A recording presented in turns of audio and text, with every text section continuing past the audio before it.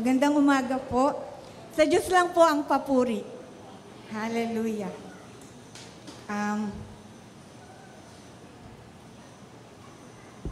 Magandang umaga po sa atin.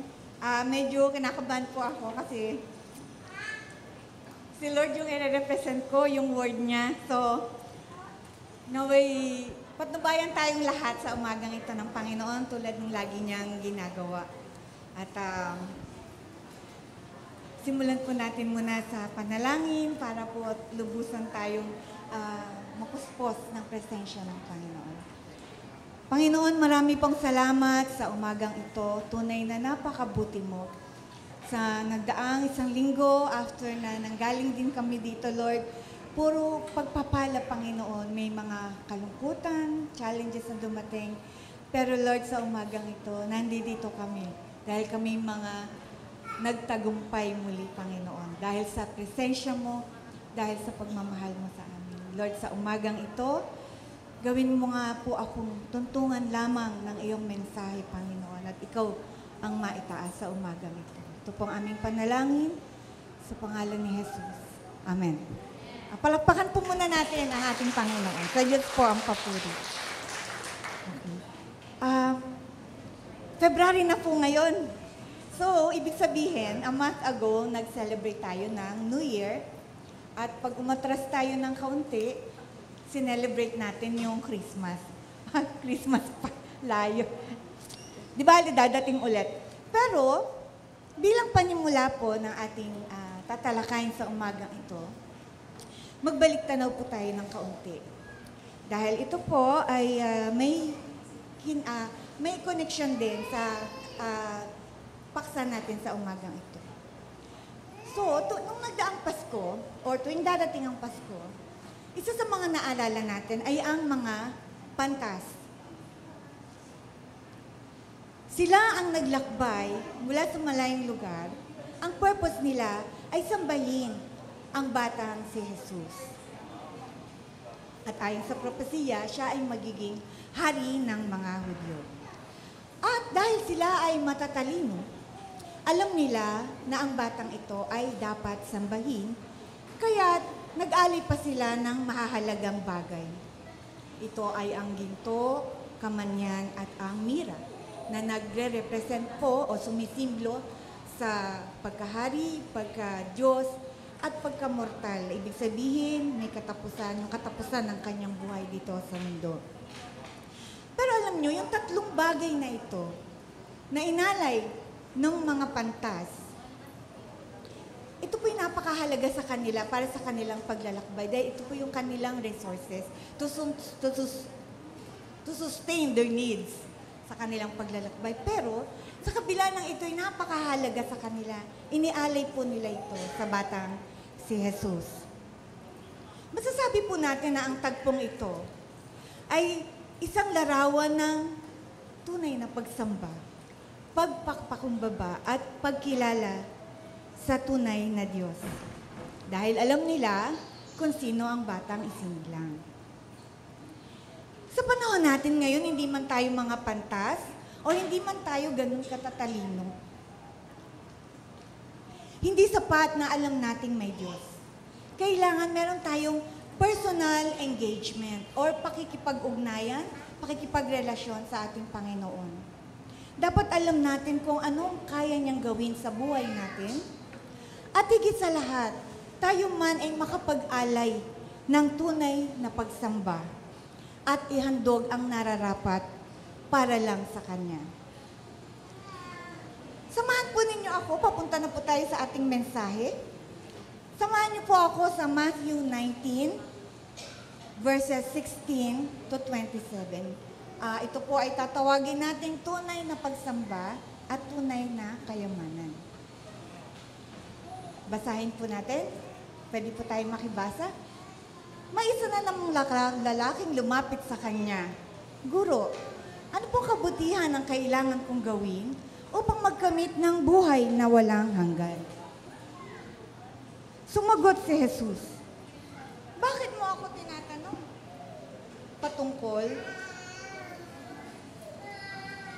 Bakit mo ako tinatanong kung ano ang mabuti? Iisa lang ang mabuti. Kung ibig mong makamit ng buhay, sundin mo ang mga utos.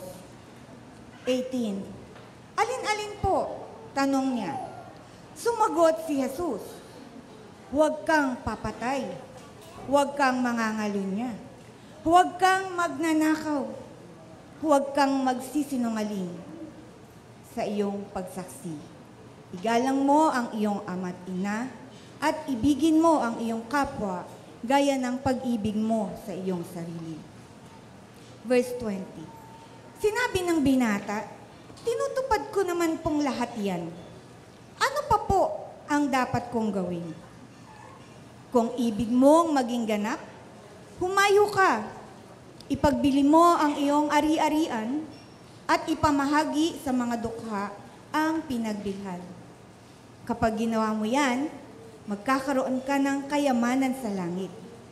Pagkatapos, bumalik ka at sumunod sa akin. Sagot ni Jesus. Pagkarinig nito, malungkot na umalis ang binata sapagkat siya'y napakayaman. Purihin po ang salita ng Panginoon. Ngayon po, isa-isahin natin yung mga verses para, although simple-simple lang po ang kwentong ito, pero sama-sama po natin isa-isahin ang mga verses para po maging karagdagan sa ating kaalaman or pangunawa. Sabi, sa tagpong ito, kausap ng Panginoong Jesus ang isang binata na napakayaman. Sa ibang accounts po ng Matthew or ng Mark, tinawag lang po siyang binata. Dito po kay Matthew, sinabi niyang isang napakayamang binata. So sa 16 sabi, Guro, ano pong kabutihan ang kailangan kong gawin upang makamit ang buhay na walang hanggan? Ibig ng mayamang binatang ito, ang assurance, or kasiguruhan ng buhay na walang hanggan, or eternal life. Alam naman siguro niyang mamamatay siya, pero marahil dahil napakayaman niya, gusto niyang ma-enjoy yung mga bagay na meron siya sa napakahabang panahon. 17, sumagot si Jesus, bakit mo ako tinatanong tungkol sa kabutihan at dapat mong gawin? Iisa lang ang mabuti. Ang Diyos lamang ang tinutukoy ng Panginoong Jesus. At sinabi niya, kung gusto mo ng buhay, sundin mo ang mga utos, referring to the 10 Commandments. Tanong ng binata, alin sa mga yun? At binanggit ng Panginoong Jesus ang ilan. Verse 18 and 19, isa-isahin po natin. Huwag kang papatay. Alam po ba natin na ang pagpatay ay hindi lang yung duguan at iiwanan nating walang buhay? Pwede po natin patayin ang pangarap ng kapwa natin. Yung po bang imbis na i-encourage natin siya, dinidiscourage natin siya, at nawawalan na siya tuluyan ng gana sa buhay. Sabi, huwag kang magnanakaw. Hindi lang po yung bagay na material ang ninanakaw ng mga tao. Pwede din po niyang nakawin yung mga credits or opportunities na laan sa iba. At napakasakit din po nun para sa isang tao. Huwag kang mangangalunya or pag nasaan ang hindi sa'yo. Hindi lang po ito yung nakikiapid. Sabi sa King James, covetousness, yung pinaghahangaran mo, yung bagay na hindi sa'yo. Huwag po tayong maiinggit or huwag natin ipaghananakit kung wala tayo ng meron ng iba. Kasi for sure, meron din tayo na wala sila. Because God is fair. Maaring alam ng Panginoon kung ano yung kailangan natin at makabubuti sa atin. Huwag kang magsisinungaling. Any form of lie is a lie. Ang pagsisinungaling po ay pagsisinungaling. Lalo na po, ito'y gagamitin natin para mapagtakpan yung ating sariling kapakanan at masira naman yung ibang tao. So, huwag po tayong magsisinungaling. Yan po yung mga utos na binanggit ng Panginoong Jesus. At dito sa 19, sabi, igalang mo ang iyong ama't ina. For sure, mahal natin at iginagalang ang ating ama't ina. At ibigin mo ang iyong kapwa gaya ng pag-ibig mo sa iyong sarili. Kung mahal po natin ang ating kapwa, magagawa po ba natin ang mga naunang mga utos? Siyempre hindi. Kasi nga mahal natin sila. Sabi ng binata, nagawa ko na pong lahat yan. Eh, medyo confident pa siya doon sa sagot niya. Sabi ng Panginoong Yesus, excuse me, meron pa. Kasi nga hindi pa siya tapos. So, sabi niya, kung gusto mong maging ganap o perfect, ipagbili mo ang iyong mga ari-arian at ipamigay mo sa mga nangangailangan. Kapag nagawa mo yan, magkakaroon ka ng kayamanan sa langit. Siguro sabi niya, kayamanan sa langit? Ano po bang meron sa langit? So, bukod sa ito'y napakagandang lugar at may maraming silid na inhanda ng Panginoon para sa kanyang mga anak, para sa kanyang mga hinirang. Sa langit, mayroong kasiyahan or fullness of joy. Baga wala kang sukat paglagyan. Kasi nga, masaya dun.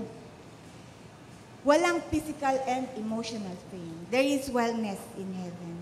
Wala nang mga kirot-kirot, sakit-sakit, wala nang aray-aray.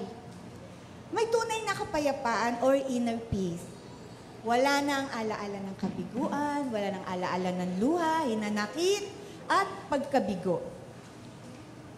Sabi nga sa Romans 8:18, hindi natin maikukumpara yung mararamdaman natin sa langit nung tayo nandito pa sa lupa. And of course, our good deeds, ang ating mga mabubuting gawa na naging katanggap-tanggap sa Panginoon ay may reward. Meron po yung gantimpala sa langit.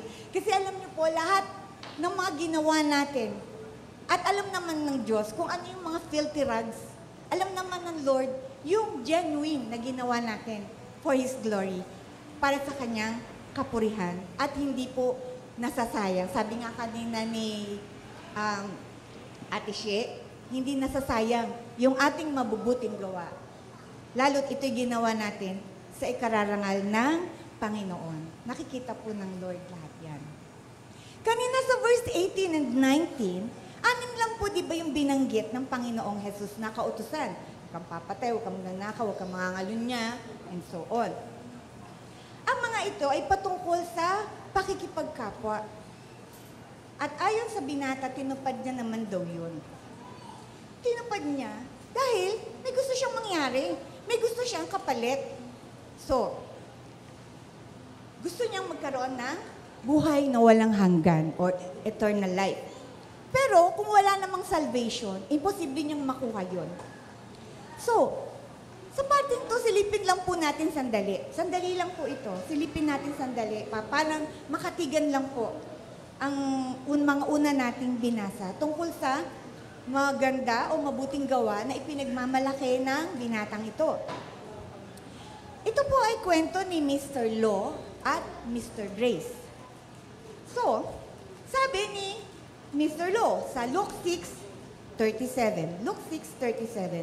Ito po yung old life natin. Sabi, magpatawad kayo at kayo'y patatawarin ng Diyos. So, ibig sabihin, magpatawad ka para patawarin ka. Magmahal ka para mahalin ka. Magbigay ka para tumanggap ka. Nakikita niyo po, dati, in our own effort, gawa tayo. Kaya nga nakakapagod, di ba? Minsan may mga sinasabi, kakapagod tong buhay na to. Nakakapagod na gumawa ng mabuti. Kasi yung kapwa mo naman, hindi naman gumagawa ng mabuti sa'yo. Kasi nga, sarili nating effort. So, yun ang ating old self. Sabi naman ni Mr. Grace, sino po ba ang grace of God? Si Jesus Christ. Sabi ni Jesus Christ sa Colossians 3:13, sabi, magpatawad kayo gaya ng pagpapatawad sa inyo ng Panginoon. Ibig sabihin, pinatawad kayo ng Panginoon, kaya't magpatawad din kayo. So, tingnan natin yung kaibahan. Yung una, sabi, magpatawad ka para patawarin ka. Di ba? Ibig sabihin, tayo muna yung gumagawa. Di ba? Kasi pag hindi mo ginawa, patay ka. May parusa ka. Yan po yung ginawa ng kautusan. Hindi po masama ang kautusan, ha? Yan po ay nagiging gabay natin magpahanggang ngayon. So, ang ibig lamang pong sabihin, ito ay salamin kung gaano tayo karumi sa harap ng ating Diyos. Dito nga sa pangalawa, sa Colossians 3:13, kumbaga sa una, forgive para mapatawad ka. Doon sa pangalawa, yung bago nating buhay ngayon, magpatawad ka kasi pinatawad ka ng Diyos. Kumbaga nauna ang Panginoon na nagbigay sa atin ng biyaya para tayo ay makapagpatawad. Kumbaga sabi ni Lord, pinatawad na kita. Papatawad ako. Pinagpala kita, kaya ko kitang bigyan. Minahal kita, kaya mo nang magmahal. So ang nangyari, inilagay sa atin ng Diyos, in-equip muna tayo ni Lord sa pamamagitan ng kanyang ginawa sa krus. Dahil tayo ay nagkaroon ng bagong buhay. Hindi naman niya sinabi, sige nga, gawin mo nga, kung kaya mo. Hindi. Siya na yung unang gumawa. Diba? Siya yung unang nagbigay. Sabi nga, hindi natin kayang ibigay ang mga bagay na wala sa atin. So, nung tayo'y minahal ng Panginoon, natuto na rin tayong magmahal. And everything comes naturally. Hindi siya nakakapagod. Because it's for God's glory. At kasi nga kaya na natin. Sabi nga wala tayong pagmamalaki. Even our faith hindi sa atin. Binigayan ng Panginoon sa atin. Kaya tayo may pananampalataya.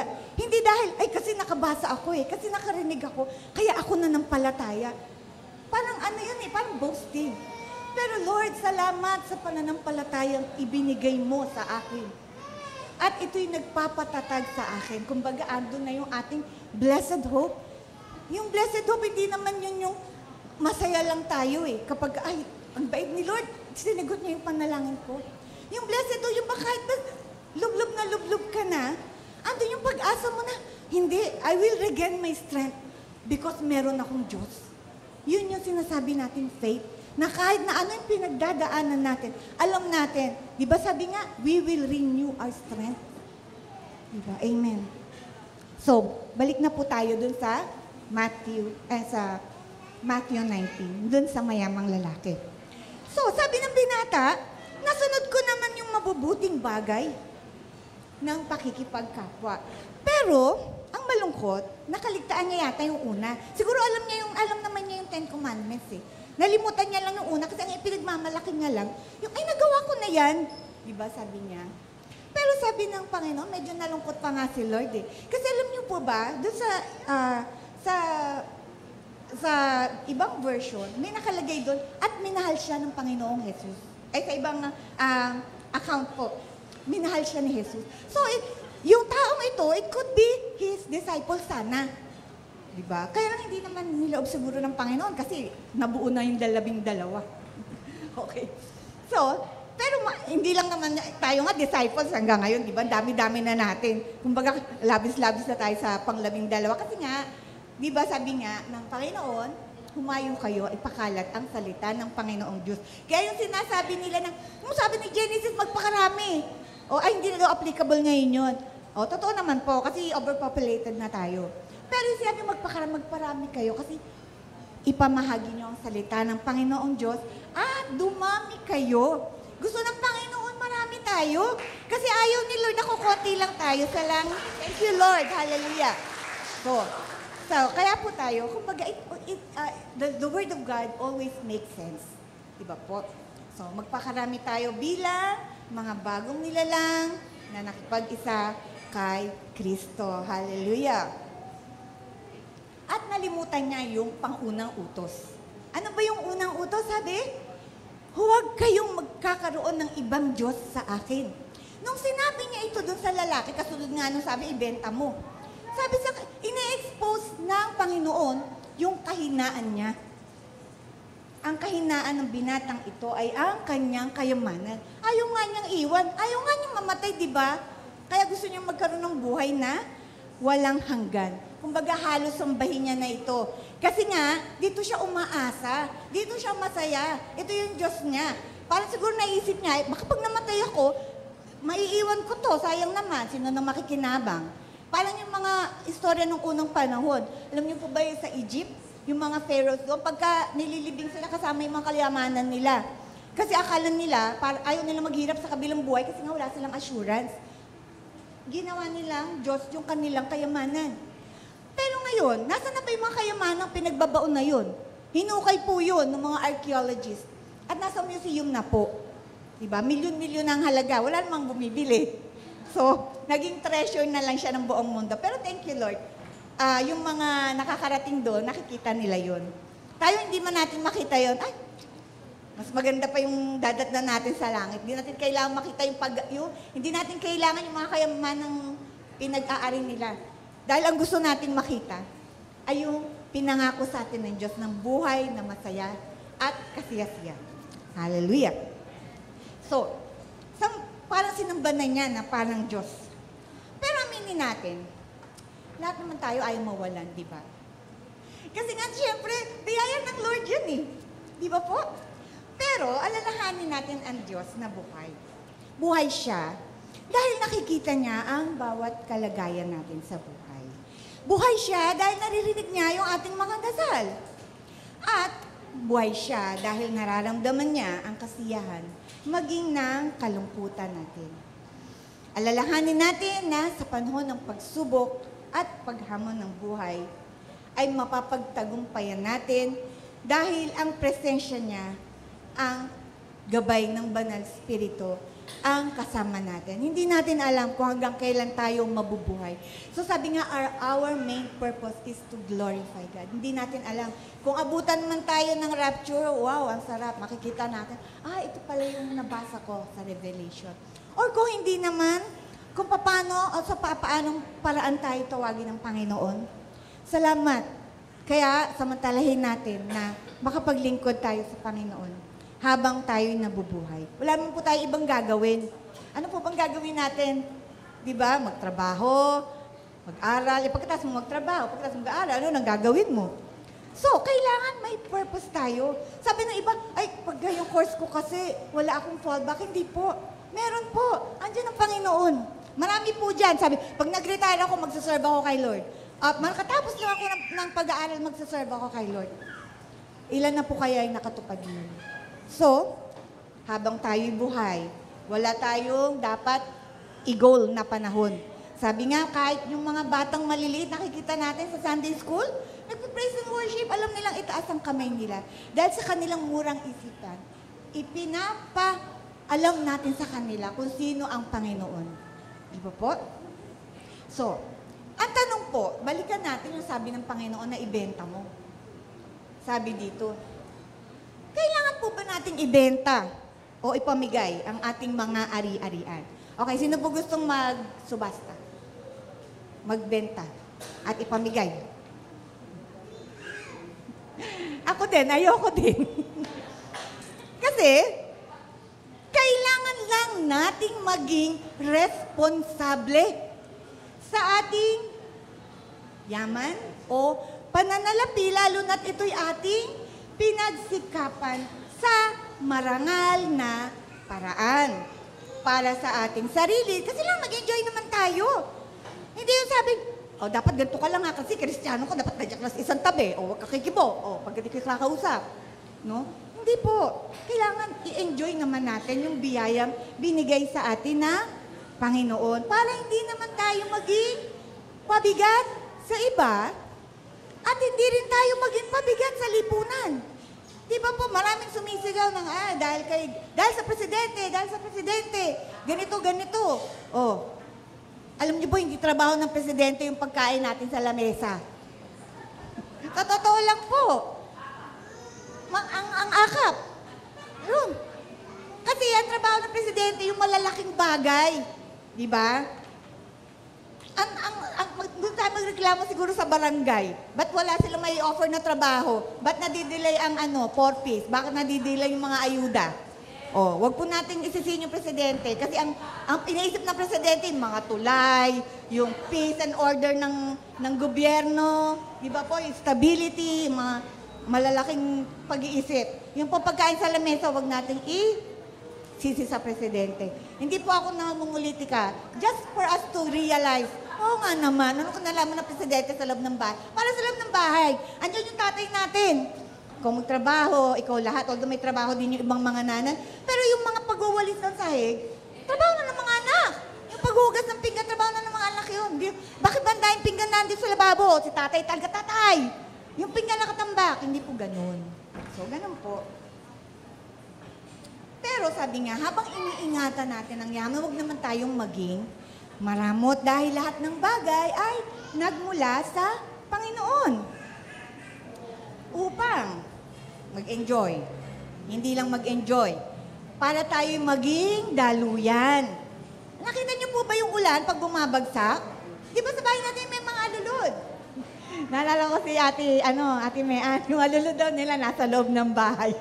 Okay. Hallelujah. Yung alulod, di ba po? Picture niya alulod. Pag umuulan, di ba bumubuhos doon yung ulan? Ano po ba yung, may yung alulod? Di ba may butas sa dulo? Saan bumabagsak? Nagsasahod tayo ng timba. Pag puno na yung timba, sasalukin naman natin to. Papunta sa halaman, papunta sa banyo, papunta sa labahin. So may kanya-kanyang pinupuntahan. At pag tigil ng ulan, ibig bang sabihin nun, tapos na yung ulan.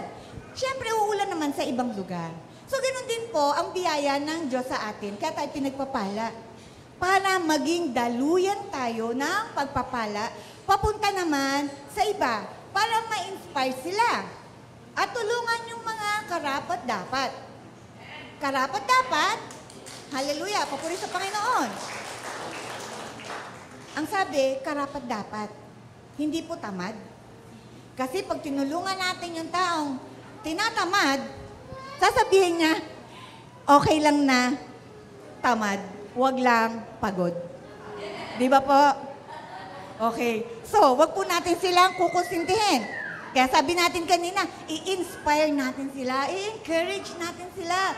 Kung may maliit man silang nagagawa, wow, ang ganda naman yan. Kung may maliit silang tindahan, o may maliit sila, paninda, lalo na yung mga online selling ngayon, na marami sa mga kapatid natin, o may mga tindang gulay, huwag na po tayong tatawad. Sabi, oy, sisters naman tayo eh. Tawad na to. Hindi po. Mas lalo nga kung pwede nga, huwag mo nang kunin yung sukli eh. Kasi, imbis na, buti nga hindi nang hingi yan sa'yo.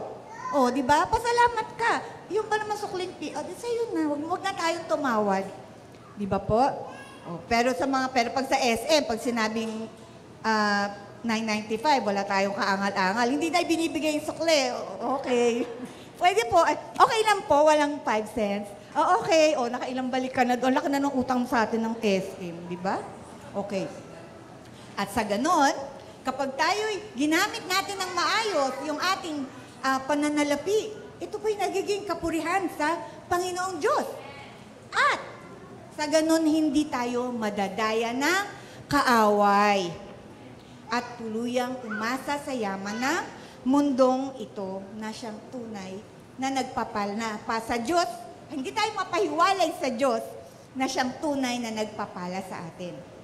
Sa kaso po ng binatang ito na ating pinag-uusapan, his possessions must be disposed. Kailangan mawala yung kanyang tinatangkilik na yaman, hindi naman dahil sa masamang maging mayaman. But because it keeps him from spiritual blessings. Yung po naman yung mahalaga sa atin, yung spiritual blessings na sinasabi natin. Ito po yung spiritual blessings na kung saan, kaysa tayo ng Panginoon. Di ba sabi, all things are possible. Yes. Pero, sabi niya, all things are possible, alam ni Lord kung ano yung makakabuti sa atin. All things are possible only in the presence of God. Yun. Kasi baka may gusto tayong maging posible, sasabihin ni Lord, di naman yan makakabuti sa'yo eh. Hindi yan possible. Kaya po, everything is possible, tulad ng kinanta natin kanina, in the presence of God. Kasi sabi nga, all things are beautiful in its time. So gagawin ng Diyos na maganda yan, kung talagang para sa'yo at kung yan ay napapanahon. So, kung meron po tayong pinapanalangin, hindi dumadating, huwag naman po tayong magtatampo. Baka hindi para sa atin yun. So sa last part ng, lapit na po tayo matapos. Sa last part ng verse 21, sabi, pagkatapos mong ibenta, yung sinabi kanina ng Panginoon, ano yung last part? Sabi, bumalik ka at sumunod ka sa akin. Alam niyo po, sayang. Kasi hindi niya naiintindihan ang ibig sabihin ng Panginoon. Akala nung binata, gusto lang niyang paghirapin siya at maging sunod-sunuran. Kaya anong ginawa niya? Kung gaano siya kayaman, ganon din kalungkot siya tumalikod at umalis. Pinalampas ng binatang yun ang alok sa kanya ng Panginoon. Sabi ng Panginoon, "Follow me. Sumunod ka sa akin." Ibig sabihin, sumunod ka sa akin. Kaya kitang bigyan ng bago at mas magandang buhay, higit pa sa kung ano ang meron ka ngayon. Hindi niya naiintindihan yun. Akala niya, yung kayamanan niya, yung magbibigay sa kanya ng magandang buhay. Akala niya, yung kayamanan niya, habang hawak-hawak niya, okay lang siya. Alam niyo po, masuswerte po tayong lahat dito. Dahil tinanggap natin ang alok ng kaligtasan. Sabi ng Panginoon, sumunod kayo sa akin. Di ba po, nakita hindi naman tayo naging yumaman lahat, o hindi man tayo nagkaroon ng maraming pag-aari. Pero di ba, nararanasan natin yung, kumbaga, we taste, kahit yung kaunti lang, pinapatigim sa atin ng langit, yung inner peace, yung joyfulness, yung wellness, pinapadama sa atin ng Panginoon yan. Kasi ayaw niya mahirapan tayo, bagamat tayo vulnerable sa mga sakit, sa mga emotional stress. Pero nandun yung, sabi nga natin kanina, na kapag tayo'y nasa pinakamadilim ng bahagi ng ating buhay, andun yung ating pag-asa. Na marirenew natin yung ating lakas, marirenew natin yung ating pag-asa. Bakit? Dahil nasa atin ang banal na Espiritu. Sabi nasa atin, we are the temple of the Holy Spirit. Kaya pag-ingatan naman natin yung katawan natin. Huwag naman natin sagarin. So sabi, sumunod kayo sa akin. Pangako ng Diyos, sa anumang bagay, hindi ko kayo pagkukulangin. Sa anumang bagay, hindi ko kayo pababayaan. So hindi po natin pwedeng pagsabayin ang pagsamba sa Diyos habang abala tayo sa ating mga negosyo, pananalapi. Pero, with God, everything follows. Di ba may kinakanta tayo? His goodness is running after me. So, ang biyaya ng Diyos, andyan lang sa atin. Pero may humahabol pa. Di ba? Minsan sabihin mo nga, teka lang, hindi ko makonting. Di ba po? Ang sarap na yung gusto niyo humahabol, yung naniningil ng utang o yung biyaya ng Diyos. Mas masarap na hinahabol tayo ng biyaya ng Diyos. Di ba po? Hallelujah. So with God, everything follows. Yung pera, pag naubos yan, wala na po yan. Alam niyo, may kwento, maikli. Actually, ano lang to, joke lang to. Pero nung pinakinggan ko, it makes sense. May isang lalaki ang yabang-yabang niya. Alam niyo, kakasugal ko, nakabili kong motor. Talaga ba? Alam niyo po ba yung lalaking to? Dati meron siyang SUV. May kotse siya. Pero kasusugal niya, naibenta niya yung SUV niya, nakabili siya motor. So, lumiit yung paningin niya sa swerte. Tapos isa naman, sabi, nako, alam niyo ba, kakasugal ko. Nakabili ko ng condominium. Alam niyo po ba, sino yung taong to? Dati may mga mansion siya. Doon sa mga high-end subdivision. Nawala, naibenta niya dahil sa sugar. Tapos may pinagmamalaki niya, meron siya maliit na kondo. So, ganun kasi si Satanas. Sige, tumaya ka pa. Makakabawi ka, sayang naman. Bawiin mo. Kababawi, talo ng talo. Naliit. So, yun po. Kasi nga, hindi niya na-manage. So, kailangan tayo pag pinagpala, i-manage natin na maayos. Kasi baka yung dala-dala nating paper bag galing sa SM, mag-isupot na lang. Di ba po? So, dahil ang bagay na hindi natin inialay sa Panginoon ay mawawala ng halaga. So, tandaan po natin. Una, kung may pagmamahal tayo sa Diyos at sa ating kapwa, we will naturally keep the commandment. Sabi nga natin kanina, manggagaling sa atin. Dahil ibinigay na ng Diyos sa atin, meron na tayong kakayahang maglabas Di ba po? Kasi kung empty tayo, ano ilalabas natin?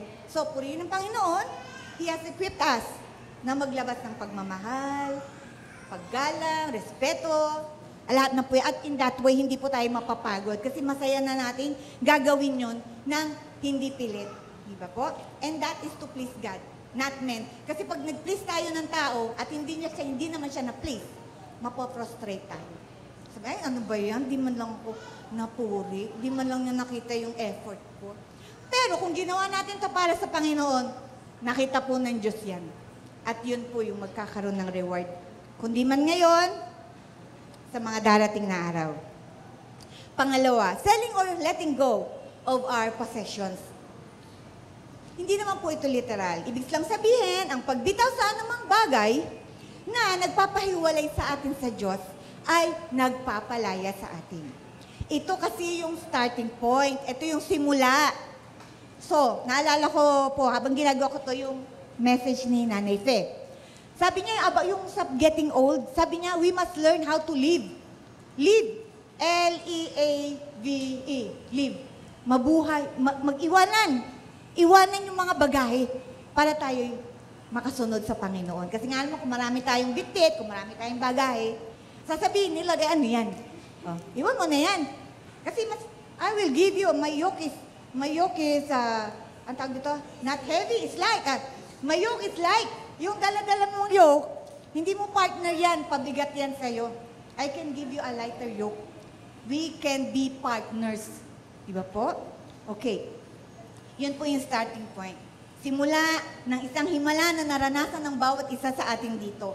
Unti-unting nagbago yung ating buhay, unti-unting nagkaroon tayo ng bagong pananaw, at habang tayo naglalakbay sa mundong ito, aasahan natin na tayo ay pagpapalain ng Panginoon Diyos at higit sa lahat, kasama natin siya. So ito po yung ating message summary. Based on Matthew 19 verses 16 to 20, tingnan po natin yung contrast. As a Christian believer, we have the assurance of eternal life. God Himself gave us assurance. Yung non-believer, in this case, yung mayamang binata, he wants assurance for himself, para sa sarili lang niya. Pangalawa, we do good, for God has been faithful and good to us. Yung non-believer, they do good works for their own benefit. We are able to share what we have, for God enables us and He owns everything. The non-believer wants everything for his own satisfaction. We Christians enjoy the fullness of life. The rich man in the story, as a non-believer, thinks, what if he dies? Tayo ina-enjoy natin yung buhay. Itong lalaking ito sa istorya, iniisip niya, paano kung mamatay ako? Di ba lungkot noon araw-araw iniisip niya, paano kung mamatay na siya? Kaya nga tinanong niya, paano magkakaroon ng buhay na walang hanggan? So we are experiencing life and to live with Christ. The young man missed the chance. Sayang, di yan naranasan yung ma-experience na kasama si Christ kasi umalis siya, hindi siya sumunod. And we Christians, we follow Christ with gladness. The rich young man in the story sadly and sorrowfully went away with his wealth. So punta na po tayo sa ating conclusions. Sabi ng mundo, ang salapi ang kasagutan sa lahat ng bagay. Pero sabi ng Panginoong Jesus sa Matthew 6:24, walang makapaglilingkod ng sabay sa dalawang Panginoon. Pera, Diyos at salapi. Mamili lang po tayo, Diyos ba o ang ating kayamanan? Isa lang po, syempre, piliin natin ang Diyos kasi sa Kanya lahat yun eh. Okay? Next, sa Galatians 6:14, sabi, huwag nawa mangyari sa akin ang gayon. Ang krus lamang ng ating Panginoong Jesucristo ang siya kong ipagmamapuri sapagkat sa pamamagitan ng kanyang krus, ang sanlibutan patay na sa akin at ako'y patay na para sa sanlibutan. Dahil nga tayo patay na sa sanlibutan, tayo ngayon ay may bagong buhay kasama ang ating Panginoong Jesus. Sa 1 Peter 5:10, Pagkatapos niyong magtiis sa maikling panahon, maikli lang, ibig sabihin, hindi naman tayong likha ng Diyos para paghirapin habang buhay. Pagdadaanan lang po natin yan. So, daanan lang po natin. Malalampasan din po natin yan. So, ang Diyos na bukal ng lahat ng pagpapala, ang siyang magbibigay sa inyo ng kaganapan, katatagan, at isang saligang matibay na di matitinag. Yun po yung ating pananampalataya at ang pag-ibig ng Diyos sa atin. Siya rin ang humirang sa inyo upang makihati kayo sa kanyang walang hanggang kaluwalhatian kasama si Kristo. Sa kanya ang kapangyarihan magpakailanman. Purihin po ang Panginoon. Hallelujah. Glory to God and praise. Ngayon naman po, umawit po muna tayo bago tayo tuloy ang manalangin ng ating pagtatapos. Ate Jane. Okay, paalaala po sa kabutihan ng Panginoon at sa dakilang pakikipag-ugnayan niya sa atin. Awitin po natin. Napakaganda po ng awiting ito.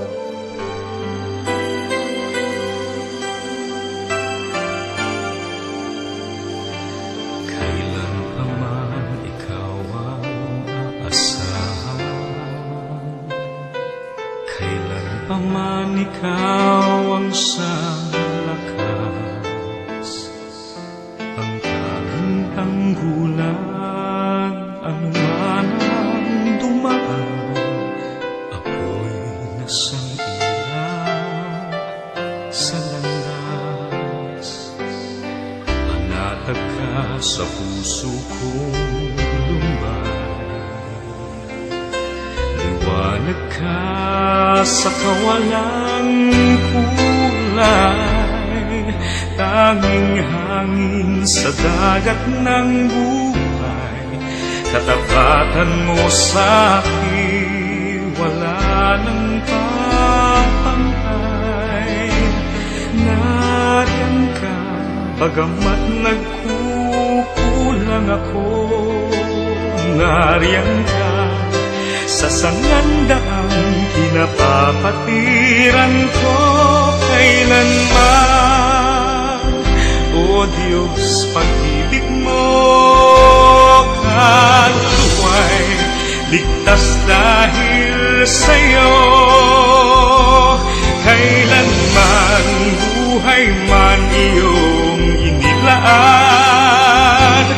nang ako'y maligtas sa aking kapahamakan. Dakila ka, O Diyos, kailan pa man.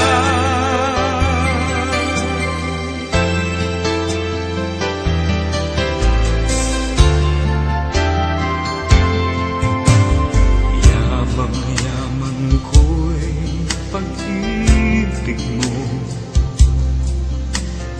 puso ko'y punan mo ng gusto. Yaman kung sa sukat ay hindi makukulang, yaman kung sa lawak ay sadyang walang hanggan.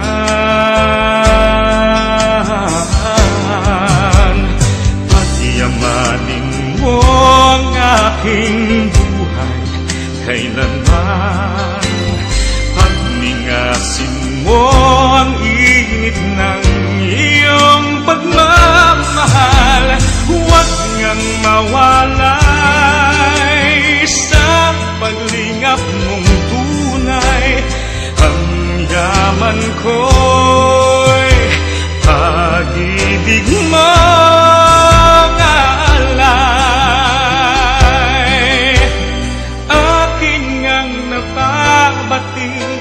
mithi hindi makwin.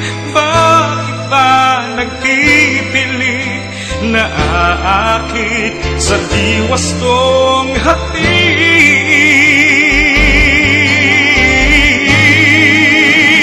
Kailanman, O Diyos, pag-ibig mo ka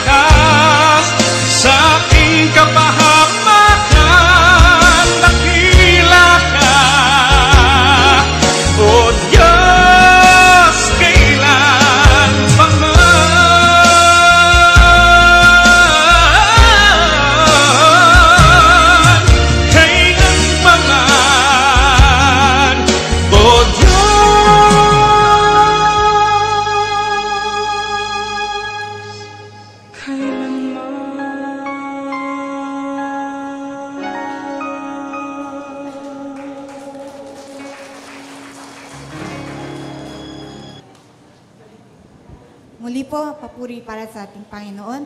Tayo po naman ngayon ay manalangin. Pwede po tayong lahat na tumayo. Hallelujah. Purihin ka, Panginoon, sa umagang ito. Ikaw lamang, Panginoon, ang aming itinataas. Nawa sa mensahe nito, Panginoon, kayo na po, Panginoon, sa pamamagitan ng iyong banal na spirito, ang pumuno, anuman po yung naging pagkukulang ng iyong lingkod sa mensahe sa umagang ito. Panginoon, salamat po sa patuloy ninyong paggabay sa bawat isa sa amin, sa paglalakbay namin sa mundong ito. Kung saan patuloy ang tukso ng kaaway na panghawakan namin ang mga material na bagay sa buhay namin. Gayon pa man, Panginoon, patuloy kaming titingin sa iyo lamang at sa lahat ng bagay na galing sa iyo at patungkol sa iyo. Lagi nawa naming alalahanin ang iyong kabutihan at mga pagpapalang aming tinatanggap na nagmumula sa iyo lamang. At higit sa lahat, maging daluyan kami ng mga walang hanggang papuri at pagsamba na sa iyo lamang po nararapat. Ito po ang aming panalangin sa pangalan ng aming pinakamamahal, pinisinasamba at pinupuri sa pangalan ng aming Panginoong Jesus. Amen. Hallelujah. Papuri po sa Diyos lamang.